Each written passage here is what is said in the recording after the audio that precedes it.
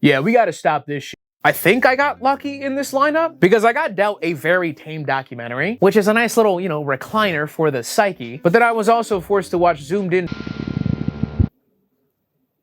So, you think that's what I want to watch? Right in front of my salad? Quick note, I've been streaming more consistently, Mista GG on Twitch. If you miss it, all that gameplay gets edited and goes on Mista GG Live. I watched 4 disturbing documentaries. They are Streetwise, The Girl in the Picture, Finders Keepers, and Dead Hands Dig Deep. Let's not waste any more time. Enjoy. Hey. Come here. Did you know that sweat, saliva, and other bodily fluids seep into your mattress over time, causing bacteria and fungus to grow? Well, now you do. Sleep tight. Don't let the bacteria and fungus bite. Today's sponsor is Helix Sleep. Let's get some spring cleaning done with a side of premium new mattress, along with bedding customized to fit your needs, and conveniently shipped right to your door. Helix's Sleep Quiz matches you to a perfect mattress, and being a side sleeper who prefers medium firm, I was gonna say medium rare, which I do not prefer. Medium well, judge. I was dealt the Midnight Lux. I've had it for about 3 years now. It is absolutely my personal mattress. You actually sleep on it every night, and it still looks and feels brand new. I love it, and my sleep, when I'm not committing user error and purposely being a degenerate, is great. But you know what? Helix has a new mattress topper collection, and they so gracefully sent me the Ergo-aligned mattress topper for more support under the midsection. And since I've been working out rather heavily and going to bed sore, the love letters I would write to this thing. What a phenomenal addition. It's more firm and just exactly what I need right now at this point in my life. I love that they did that for me. It feels like they did it for me. For their spring savings event, go to helixsleep.com/MistaGG to get 20% off site-wide, or scan my QR code on screen. That's helixsleep.com/MistaGG, and thank you, Helix Sleep, for sponsoring this video.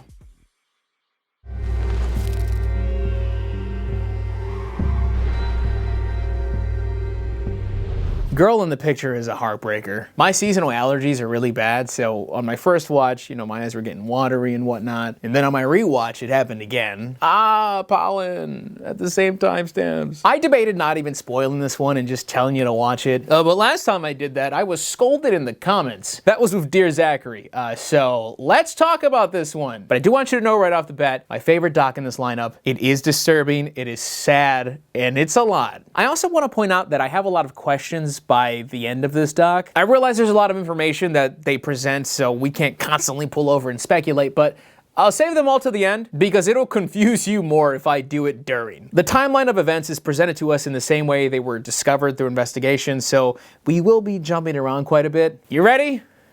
Okay, this story begins in Oklahoma City, April 1990, where a driver discovers a young lady on the side of the road who's alive but hurt pretty bad. She's taken to the hospital and her husband Clarence shows up, and he tells the hospital that her name is Tanya Hughes and she's a stripper in Tulsa. And unfortunately, days later, Tanya would pass. The girls at the strip club would look for Tanya's mom to notify her, yet when they called her, she said, "My daughter died 20 years ago.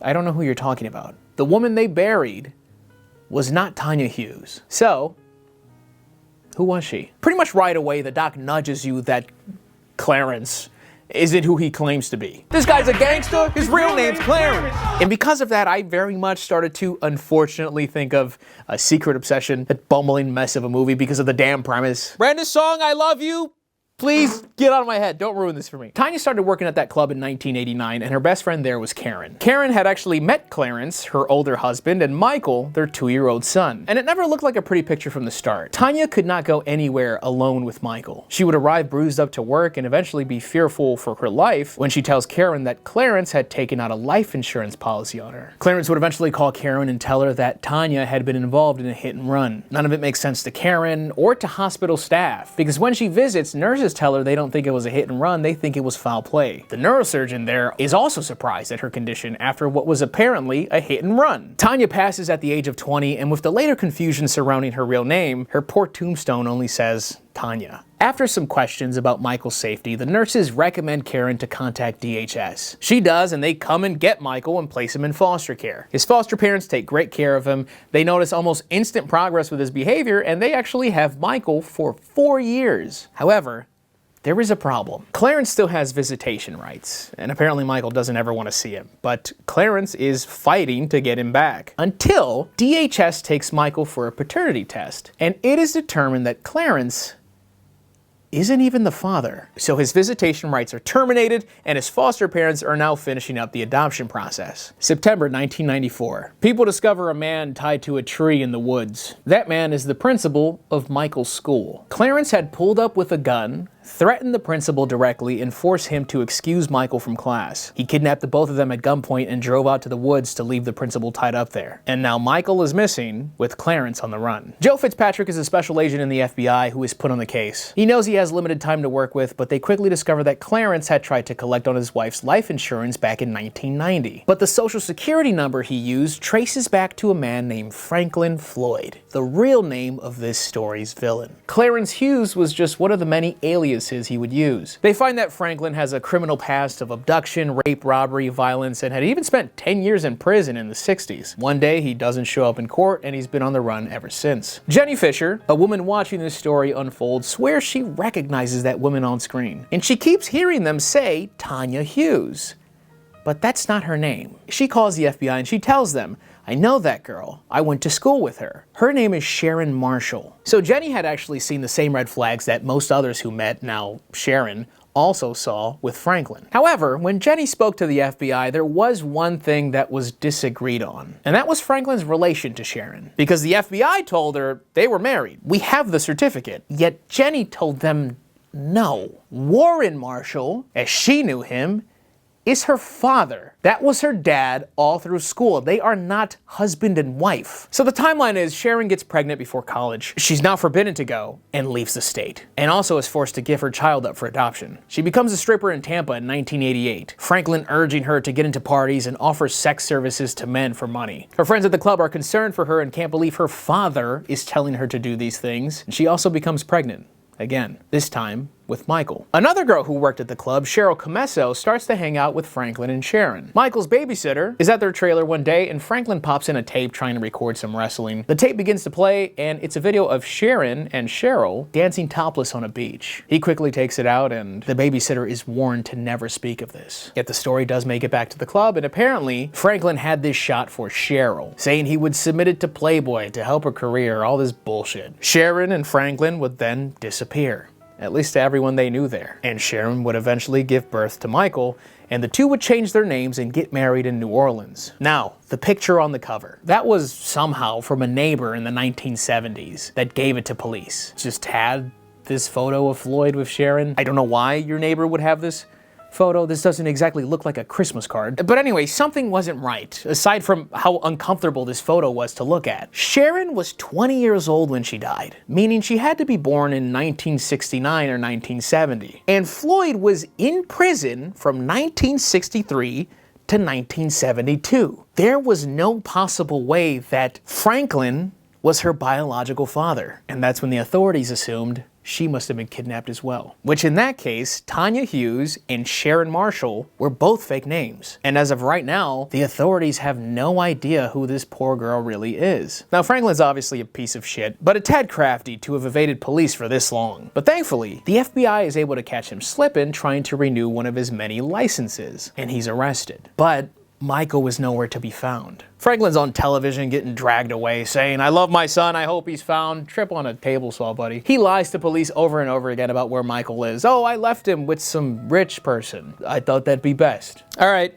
This guy's a fucking idiot. How do we lock him up? Because a murder case is tough to win without a body. So they instead go the Capone route and just throw other shit at him. Kidnapping, carjacking, firearm offenses, and after somehow evading authorities for 2 decades, Franklin Floyd is sentenced to 52 years in prison. So the good news is that this demon spawn is now in a cell, which should be cause for celebration, but we quickly drop back to reality. We don't know where Michael is, and we still don't know who Sharon really is. But by a bizarre stroke of luck, they find that principal's truck that Franklin stole. And underneath the truck, there is a little envelope of photos, which are almost all obscene pornography. Photos of Sharon when she was small, and a young lady that police did not recognize, disrobed and beaten. In 1995, Florida authorities discovered the skeletal remains of a woman but could not identify her until about a year later when these photographs were released and they saw a few pieces of evidence line up. And Jane Doe was finally identified as Cheryl Comessel, a dancer that went missing in 1989. Cheryl had apparently been showing up to work heavily bruised up, and it was apparent that Franklin was doing this, as he would call the club constantly asking for more details about Cheryl's life.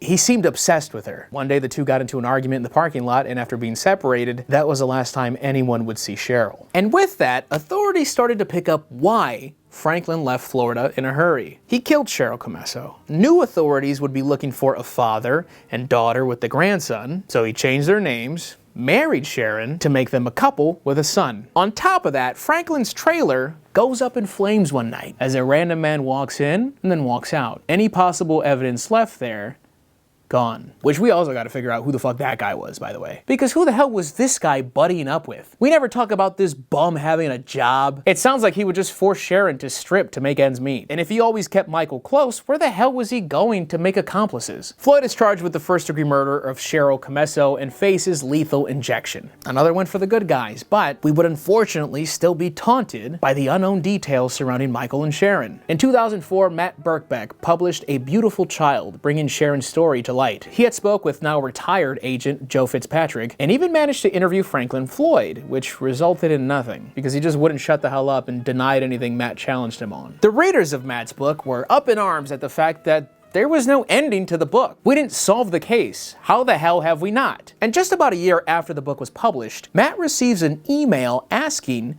if the DNA of Sharon's daughter would help with anything. Megan, her daughter that was put up for adoption, her adoptive mother caught wind of the book and spoke to Megan about it. The DNA was a match. The National Center for Missing and Exploited Children get involved, but realistically, there's only so much they can do. But their involvement does get the FBI to give this one more chance. So 2 FBI agents go to Florida to interview Franklin. And per usual, Franklin's ready to yap. They don't even introduce themselves. He thinks they're his attorneys. And they finally tell him they're FBI and they're reopening the Michael Hughes investigation.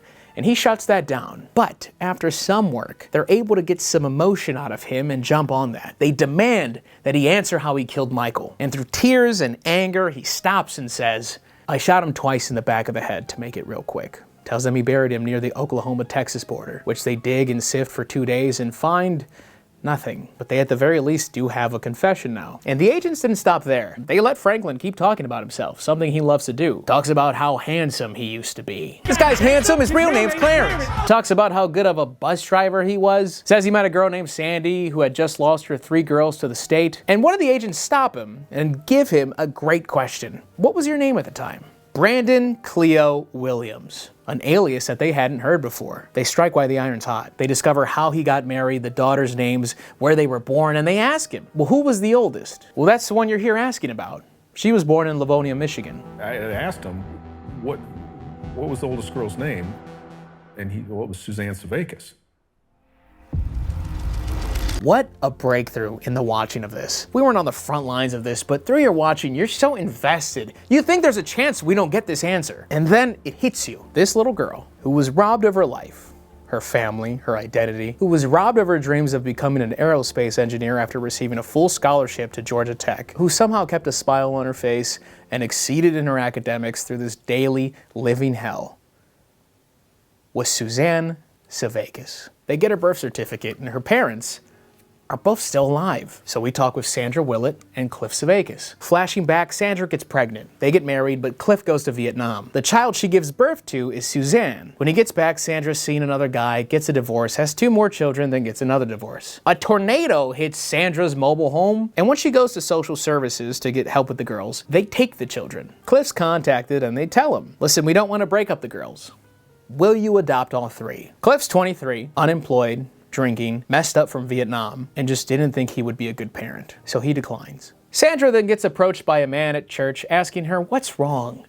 God sent me here to help you. And that ugly, mediocre bus driver was Franklin. They get together, and early on, Sandra sees red flags. He would do scary things like threaten her to not leave with a knife. One day, she writes a bad check at 7-Eleven, and she gets 30 days in jail. And in those 30 days, Franklin takes the kids. Once she gets out, she goes to the police and they ask, well, are you married? She She says yes. Well, that's a civil problem then, it's not ours. And apparently, he had dropped the two sisters off at an orphanage, but kept Suzanne with him. And Sandra actually faces a little criticism from the talking heads here. One of them talking about how she was also abducted, but her mom, who was not an affluent person, went to every length possible to try and find her to get her back, which she did, and she doesn't believe that Sandra attempted the same. Megan's mom had even reached out to Sandra, I guess to form that granddaughter relationship with Megan, but it sounded like she didn't actually care. In 2017, the group here gathers a bit of money to redo Suzanne's tombstone from a solo Tanya to Suzanne Marie Savakis. And it's a beautiful moment. And the line that got me was when Cliff said that what gets him is that she never knew who she was. And like a fool, that hadn't even crossed my mind at the time. We spent all this time stressing about how nobody else knew who she was. But she was abducted at 5 years old and spent 15 years with a monster who brainwashed her and tortured her. She never knew the girl in the picture either. Who she was, who she could be. Fuck. It's a good documentary, but damn it, this one got me. And since now we're finally at the end of the doc, I do have questions. Even though we covered a ton and I still left some out, I can't not ask just because I like the doc. Firstly, so was it a hit and run incident? That's the way it's described by everybody in the story for the remainder of the runtime, but I'm confused because in the beginning, we're told the nurses don't think it was a hit and run. They think this was foul play. The neurosurgeon tending to Suzanne says she was in pretty great shape for an auto-pedestrian incident. And we don't discuss the investigation of that crime scene at all, which is insane. Like, were there tire marks? I don't know what to look for. Other evidence indicating that it indeed was that? All we're told is that a couple guys in a truck noticed some debris and then found Suzanne. I read that there were groceries on the ground, which we see in the reenactment, but is that the smoking gun of a hit and run? Fucking tomatoes and eggs? I'm assuming there's evidence of it, but would have loved a little bit more confirmation on that. More importantly,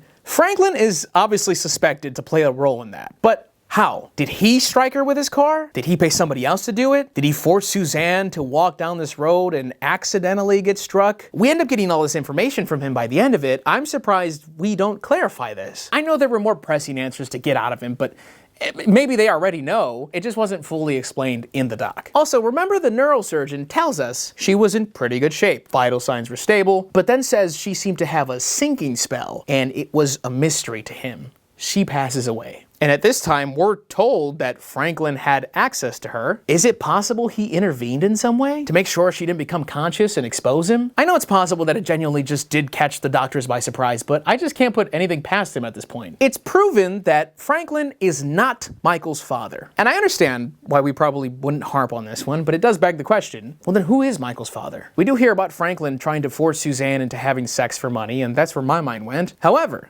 after reading some court documents, in 1987, Suzanne was dating a man named Gregory Higgs, the suspected father. Apparently, she even named the child Michael Gregory Marshall at the time, which sounds insane because I'm reading that Franklin knew about him. Zero clue how he was okay with that. Even this next part is more confusing. I guess even Franklin had called Gregory to tell him that one, Suzanne had passed, but also that he was Michael's biological father, and even asked him if he wanted to raise him. However, after telling him he would deliver Michael to him, he never communicated with Gregory again. Very odd behavior, if true, for someone who had such a tight hold on Suzanne's life. I just wonder what the hell he was trying to achieve with that. The photos at the bottom of the truck. Did Franklin want to lead police to his other victim? The only explanation that doesn't sound like purposely leading the police is he carried those photos around for his own sick pleasure. And instead of carrying them in the vehicle, just in case he was pulled over or something, he stuck them to the bottom of the truck. And whenever he decided to abandon the vehicle, I guess he forgot about them? Because if he remembered they were there, I would assume he tried to dispose of them elsewhere, just burn them or some shit, because chances are they were gonna find this truck eventually and obviously search it. I might just be giving this hideous, unsightly man with a barely passing CDL too much credit here, thinking he couldn't slip up like this, but also I'm glad Franklin gave us this information all these years later. But why the fuck wasn't he dead already? I don't think I've ever properly understood the concept of death row, because what are we waiting for? Why do we have a Fortnite queue lobby for people sentenced to death? Are we short on lethal injections? You're telling me we couldn't just use an axe? Throwback Thursday? Does he have to serve a certain length of his sentence first? All I could find was that apparently there were some issues where he was believed to have mental illness, so he couldn't be deemed competent, which complicated things and delayed things, and before you knew it, Franklin Floyd, still on death row apparently, died in prison from natural causes at the ripe age of 79. Maybe death was too good for him. The doc is really well done. The presentation with the scattered timeline of events works really well. It keeps you glued to the screen and then just twists the knife by the end of it. Yes, disturbing. Deserves its place on this list. Next doc. Finders, keepers, losers, weepers, fame and fortune seekers, amputee tweakers. The hell is this? This was a random suggestion given to me, and spoiler alert, this might be the least disturbing doc in this series. Like, not this episode, the entire series. If not easy bottom 3. I don't really mind getting tossed a palate cleanser, at least a palate cleanser when compared to the other shit I talk about, but this is just a doc. I watched 3 disturbing docs in Finders Keepers, but that's not gonna stop me from talking about it. Shannon Shannon Wisnant, not saying that last name for the rest of his time, bought a smoker from an abandoned storage unit. And once he opened it up at home, he realized, wait a second, this grill's a little dirtier than I expected.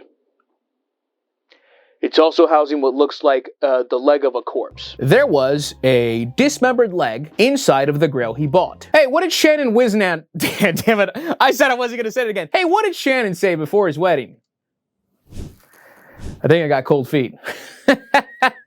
Here's the problem. This is not a breaking discovery in a cold case. That foot belongs to John Wood, a very much alive man, an amputee that lost his leg in a plane crash. Now, Shannon does call the cops because he obviously doesn't know that, but once the news starts to pick it up and the story starts to spread a bit, Shannon very much likes the attention. In fact, he initially had no plan of getting rid of the leg, but the cops did confiscate it. And even they didn't really know what the hell to do with it. So they gave it to a funeral home to hold on to. Now, I don't know how common it is to keep your amputated limb. Amputees in the comments, feel free to sound off. All I know is John apparently convinced the doctors to keep his. And what he was expecting was just like a rack of bones in return, but instead he got the leg, flesh and all, toenails not cut and shit. And he left this leg in his storage unit that was not being paid for, and here we are. Now, once you get caught up on what this is gonna be about, this is really prime for a steamy 20-minute YouTube video. Yet we get an hour 22 out of this tibia tug of war. But that's because once you really get into it, we start to focus on the two men, their lives, and how this situation affected them. Which sounds kind of insane because the issue is that Shannon feels he has ownership over said leg because he bought the grill and the foot just happened to be in it. Therefore, it's his now. Like, stop thinking about feet for 2 seconds. I know harder than it looks. But imagine you buy a chest at a storage auction that can't be opened. So you buy it, you break it open at home, and there's a $30,000 watch inside of it. Now, this was clearly somebody's watch, but once they stop paying for their storage unit, after the appropriate measures are taken to notify the person and give them a grace period, I'm assuming somewhere in that contract, they relinquish ownership of all that shit in there, and the company can now sell it off to make some of that money back. Don't get me wrong, I think Shannon is crazy for wanting the leg, and I hate to agree, but I think it is technically his property now. Like, what if I put my cock in there? A sentence I say out loud often. It's not mine anymore. I'm the dumbass that left it there. Hashtag not my cock. But the reason why I said this is insane is because once Shannon, shut up. Once Shannon gives the leg to the cops, it's never in his possession again. And you wouldn't think that watching the doc. John picks it up shortly after. Because meanwhile, Shannon is charging people money to just look at the smoker, leg not included, which makes sense in other contexts, like here's the window that Lee Harvey Oswald shot out of. Whoa, really? Yeah, makes sense. Like, it's just a fucking window, but it's interesting. But a grill is a grill. This grill is not a home. He's making shirts branding himself as Footman. He's got an FT Smoker license plate. What is wrong with this guy? He actually confronts John at one point, interrupting his interview and tries to talk about, working in cahoots to make a couple bucks. Discusses the idea of, quote, split custody. Talking about a stepdad. I don't know what he's talking about. I'm pretty sure I got sole custody. No, but seriously, separate households could actually be quite damaging to one's well-being. This all boils up to, and wow, what a nostalgia hit, a Judge Mathis episode that will legally determine what happens here. I remember staying home from school when I didn't have cable, and you either watched like Judge Mathis or Tiny Toons. Judge Mathis rules in favor of Shannon, but he is only awarded a monetary win. So he gets paid, but Judge Mathis does not grant him the leg because the guy whose leg it is. He's standing right there. And listen, there's so much more. We also dig into the plane crash, John's issues with drug abuse, what that did to his family, the fact he was becoming famous in the midst of all this, and Shannon's dream of holding the spotlight, having all eyes on him. He cries, reminiscing about the attention he had leaving that Judge Mathis set. All this getting him into a Dukes of Haggle episode where after his scene, he felt like, I think these guys are making a mockery of me. Yelling that I am the footman doesn't hold the credibility that I thought it would. This whole fiasco bringing his life more strain than anything. John ultimately has the good ending. He became sober, he has his leg, he's making amends for his past behavior, he gets married, and I read that he won the lottery. Shannon, on the other hand, speaks to us about what this has all done to his marriage. He throws the smoker away because he thinks it's cursed, and he announces that he's running for president in 2016. And that's how the doc ends. Is it disturbing? No. Is it good? It's an interesting little tale and a pretty honest look at these two fellas' lives. It's not my favorite, but I can't imagine a better covering of this story, so next doc. I've got mine, tears beyond control.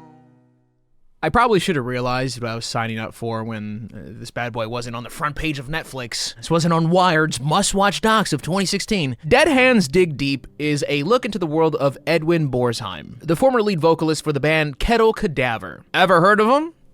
I would doubt it, unless you were a Temecula Valley teenager in the mid to late 90s, which in that case, small world, thanks for watching. Edwin was a performer. If you were at a Kettle Cadaver show that was not getting shut down by police, you were going to get a show. Edwin would often self-mutilate on stage prior to getting on stage. Off stage. And when I say that, I don't mean like David Blaine stabbing an ice pick through his hand and then removing it.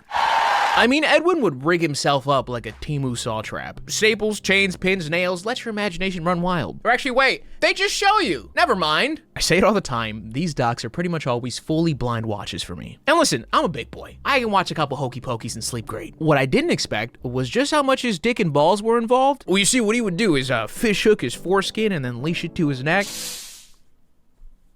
What? Why would he do that? Oh, you've got footage of that as well.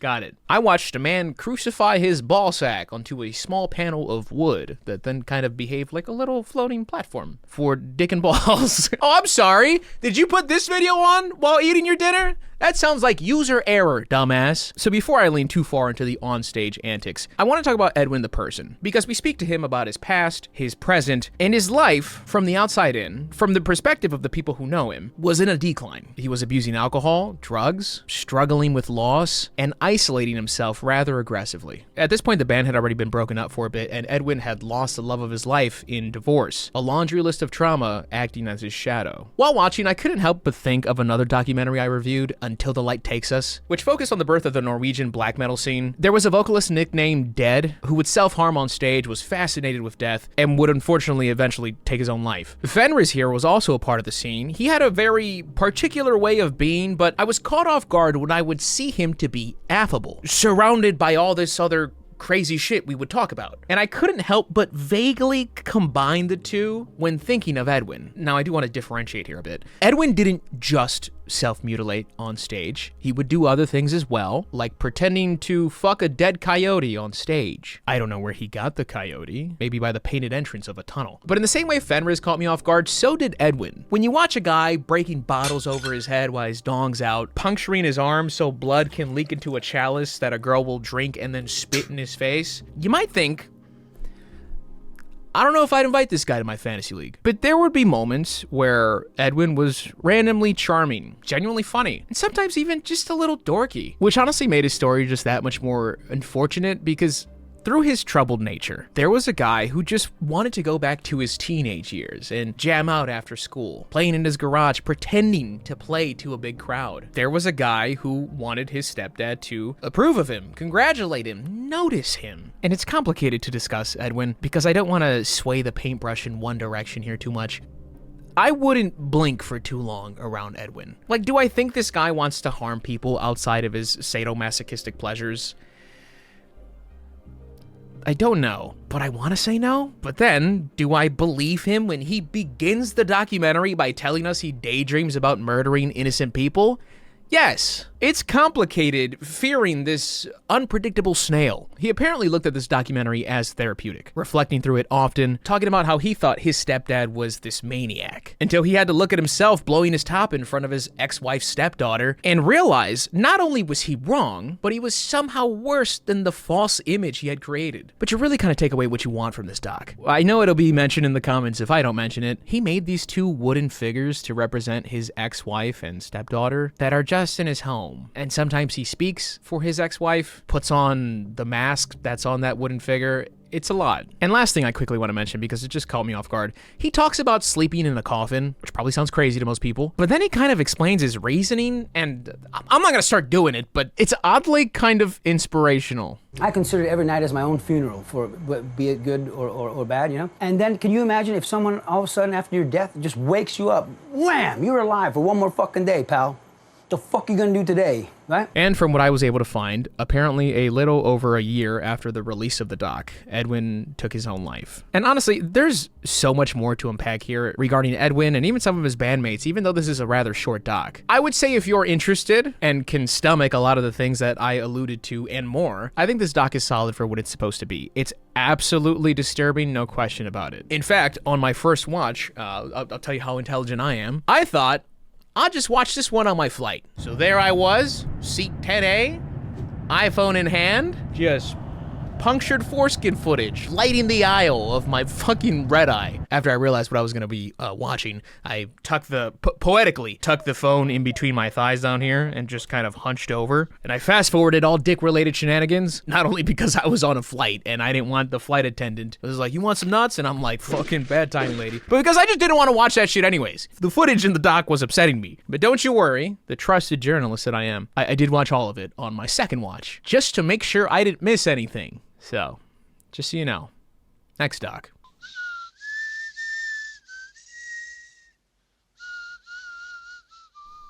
Streetwise is such an outlier because I had to double check that I was watching the correct thing when it started. This doc looks and feels like a regular scripted movie. Like, I thought I was gonna watch a brutally honest look at the lives of homeless children in Seattle, but my B-roll might have you think that I'm watching Sandlot 2. And that isn't a criticism, it's actually more a compliment. It's kind of impressive, really. So Mary Ellen Mark had initially gone to photograph the homeless youth in Seattle for a Life magazine article that was written by Cheryl McCall. And once she was out there and connected with a bunch of them, specifically Tiny and Rat, they have nicknames, she told Martin Bell, the director, that there is a film here, and they got to work. We learn about roughly 10 or so kids on the street. We see dozens, but in terms of any type of backstory, it's about 10. We have Rat, a kid who was sick of being the middleman in his parents' divorce. His dad had previously told him if he ever got caught selling pot to not come home because he'd kill him. And once Rat was on the streets, he quickly got into trouble and decided, I guess I'm never going back. He lives in an abandoned hotel with another homeless fella he trusts, and they have to do what they have to do to get money and food. So they dumpster dive, panhandle, dine and dash, or even better, call pizza joints with a big order and never pick it up, banking on them being forced to throw it away, where they then hit their dumpster and have free pizza. Which is silly, kind of smart. I don't know if that'll work anymore. I know if I work that pizza joint, I'm taking that fucking pizza home. But it's not just petty crimes. Rat also just fucking robs people. Like, as we're watching him smoke and drink, he's talking about how he had to use his friend's 45 to, quote, go roll a queer, aka just rob a gay dude, because that's the era. That was all the rage, apparently. Is it gayer to rob a gay dude or a straight guy? Thoughts? Reach in your pocket and show me what you got. I mean, put it in my hand. Cash, money. Give me that wad. Does that gay? Rat eventually develops a loose relationship with Tiny, who's also a kid, 14 years old, and life for the girls on the street is quite different than it is for the guys. Tiny turns tricks and hops in the car of random old men, which we actually watch happen. This is all real. We watch an old man pick up this teenager, soliciting her for sex. Tiny has been raped multiple times. She's had 3 different STDs. She's gotten busted a handful of times for turning tricks. And I was fucking baffled when I saw Tiny at a diner being served by her mom, her living mother that is in her life, giving her food at her job. You just hear it all here. Terrible families, terrible upbringings. My mom hates me. My stepdad beats her. My stepdad touched me. My mom abandoned me. My dad kicked me out. I don't know my parents, and I probably never will. For all I know, he could be one of my tricks. Tiny's mom is an alcoholic, and they get into fights constantly. And when discussing the fact that she knows what her daughter is doing, she tells us it's just a phase that she's going through. Dwayne is 16. He doesn't miss his parents as his mom is, quote, somewhere in San Diego, and his dad is in jail. And we hear a conversation between them that is just depressing. There's no other way to put it. He tells Dwayne about his business plans once he gets out, what they can do together, but he also scolds him because he knows what his son is probably up to on the streets. He tells Dwayne that he's unfortunately just like him, a con man. Calls him a tough guy who's really just a punk who's gonna end up in jail just like him if he doesn't stop doing what he's doing. You're all I got, and I'm unfortunately all you got. I love you, and I'm gonna make it up to you all this lost time.